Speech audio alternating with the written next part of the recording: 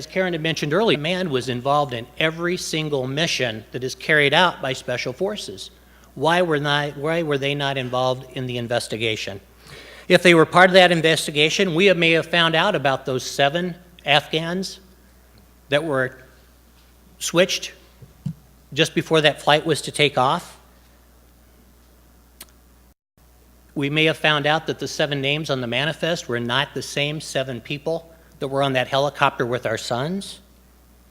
So it's a shame that we as parents have to ask for a congressional investigation to find out answers to what us and the Vaughns and the Stranges and the other parents have been asking, but we certainly feel like we have that need, and we really appreciate you folks being here today to help support that.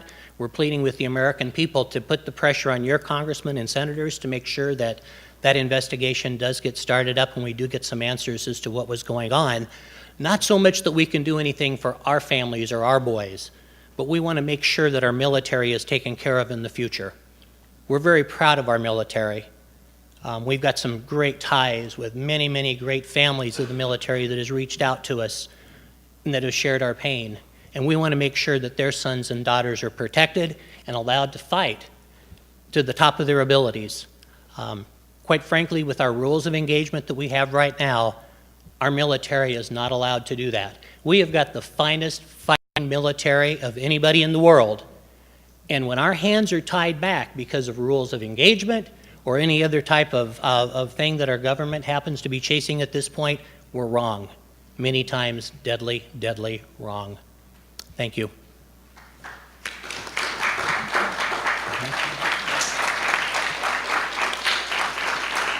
Thank you, Doug and Sean.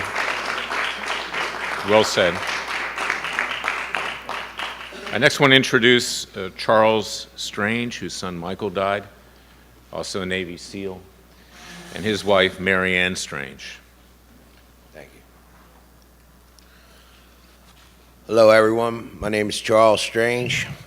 My son's name was Michael Strange. Michael was a cryptologist for Special Ops. He was part of the Navy SEALs for SEAL Team 2 for a few years, and last almost 4 years he was part of SEAL Team 6. Michael was a brave American. He loved Philadelphia, where we're from, and he fought for this country. And Michael, being a crypto, the code for them is serve in silence. And that silence was broken by our administration. And all of a sudden there's movies, SEAL Team 6, documentary, SEAL Team 6, SEAL Team 6, this. Where did it all start? Joe Biden in Delaware in a tuxedo with a half a load on, telling everybody it was the elite Navy SEAL team. And this is our vice president? Come on, man, you know? Michael knew what he was getting into. Michael knew what he was fighting for. Michael knew that someday he might have to give the ultimate sacrifice. And, but not like this. To put my son in the most elite SEAL team in the world in a Chinook helicopter over an active battle that's going on for 3.5 hours, unacceptable. Unacceptable. Somebody has to answer for this. You know? A Chinook from 1985. You know? Look outside the picture. You know? Who's getting paid to keep rebuilding these Chinooks? Who's making the money? Right? 93 days after killing bin Laden, all of a sudden you're going to put 22 of the most elite in SEAL Team 6 in the world and 8 other great Americans into a Chinook over the battle. August 6th, I got the call about my son's death. It's like a knife in my heart that turns every day. I cry every day. I get sad every day. My other children, you know. Michael's 25 years old. And we go to Dover to see the bodies. And we're all in the hangar down there. And President Obama comes up to me and he says, "Mr. Strange," he grabs me by the shoulders, "Michael changed the way America lives." I grabbed Mr. President by the shoulders and I said, "I don't need to know about my son. I need to know what happened, Mr. President." And the Secret Service guys grabbed me. And I'm crying. And he went to give me a hug. And I whispered in his ear, I said, "Mr. President, is there going to be a congressional inquiry?" And Mr. President whispered in my ear, and I could feel his lips touching. He said, "Mr. Strange, we're going to look into this very, very, very deep." Well, I haven't heard nothing. October, we went down for General Colt's assessment of the investigation. We get there. They have a projector screen. The families are there. He's going over what happened. He said it went through a chain of command for this landing site. I raised my hand. I said, "Sir, could I have the names of that chain of command?" His neck snaps. He said, "It's in the book, sir." I said, "How about the black box?" Black box got blown away by the flood in Afghanistan. Come on. Can't find the black box, which is really orange? I looked it up in Google. Them black boxes don't go away. They lose black boxes in the swamps in Florida, and they find them. You're going to tell me you can't find the black box? Not acceptable. I tell my boss stuff like that, I get fired. Right? My son's 25-year-old son got set up and killed. So this goes on about, it's in the book, it's in the book. I have the book right here. They didn't put no ink in it. How can you give me a book with no ink in it? I call up the command. They said, "We got a lot of complaints about that." I said, "Well, send me another one." We burned it. You burned it? They gave us a disc. Put the disc in the computer. It's whited out. See 2 sentences, it's whited out. My beautiful wife, I'm looking at it. I said, "We have to do something with this disc." My wife, the genius, it's not me. Michael's stepmother, my heart and soul. We print it out. We print the disc out. It tells you everything. It was a setup. The Taliban sitting there with machine guns, motorcycles, phones. Who called them to tell them? Right? In the paperwork. Karen mentioned it. Billy mentioned it. General Colt's asking questions. What happened to the air controller? Did you check the area out? They were going into the Tangine Valley. Tangine Valley, it says in here, is the stronghold for the Taliban. You're going to put them in over the stronghold of the Taliban? Did anybody check the area out? Here it is, right here. Everybody can get a copy. It says, it's very brief again. It's out of the task force, blank, and it says something to the effect that over 100 Taliban plan to travel from Providence through the Tangine Valley to possibly shoot down the coalition force. May 11th, 10 days after they killed bin Laden, the Taliban know who's coming in a Chinook helicopter? Rules of engagement, it says in here, the Rangers are fighting the Taliban, right? They're chasing Quater, 8 of them. They kill 6, 2 get away. Quater and his buddy run into 18 to 20. It's in the paperwork. They run into 18 to 20 of them. I said, why didn't they take it out with a drone? The wind's the heart, what's his name? Admiral, he's lucky he ain't here. Admiral Horowitz turns around and says, to win the hearts and minds. How about my heart? How about my mind? I cry every day. My kids cry. To win the hearts and minds of them people, they hate us. They hate, my son told me they hate us. They know the rules of engagement. After the crash site, the Taliban walked up with kids in front of them to see if they could skin our kids alive. It's in the paperwork. I ain't making this up. I'm no military. It's in black and white. Pages. You know? So this mission goes on. He asks about the air planners. Were there planners in there? No, we didn't see them. Who gave the okay? Who is going to be held responsible? Someone has to be held responsible. And it says in our paperwork, it goes all the way up to the top. It mentions Petraeus. It mentions Leon Panetta. All the way to the top. So General Colt's giving us this briefing, and he's telling us the helicopter's coming in. They're going to it's a pitch black. It's pitch black.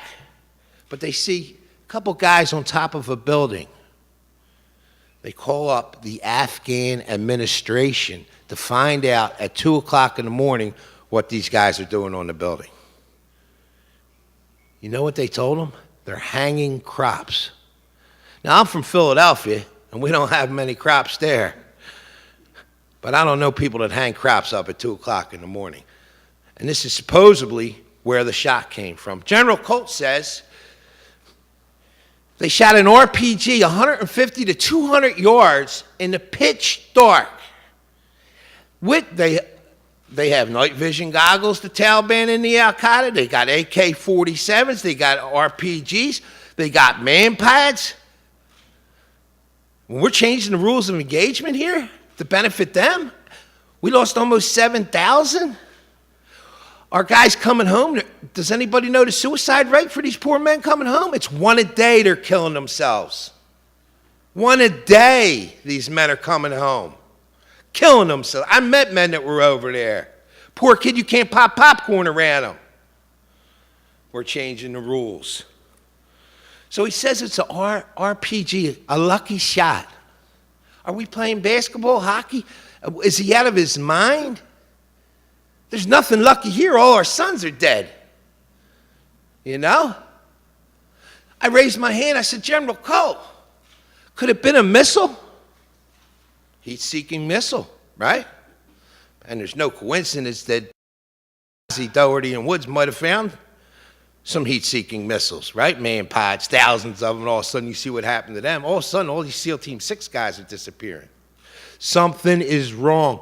We need a congressional inquiry. Somebody has to be accountable for the biggest loss in this war. I have all the paperwork. I have all the questions. Everything's printed out. Billy and Karen Vaughn been working their tail off helping us, you know? And here's no eye in the sky. The eye went off. When the helicopter got shot down, it's in the paperwork. We didn't know what helicopter got shot. It took us 10 minutes.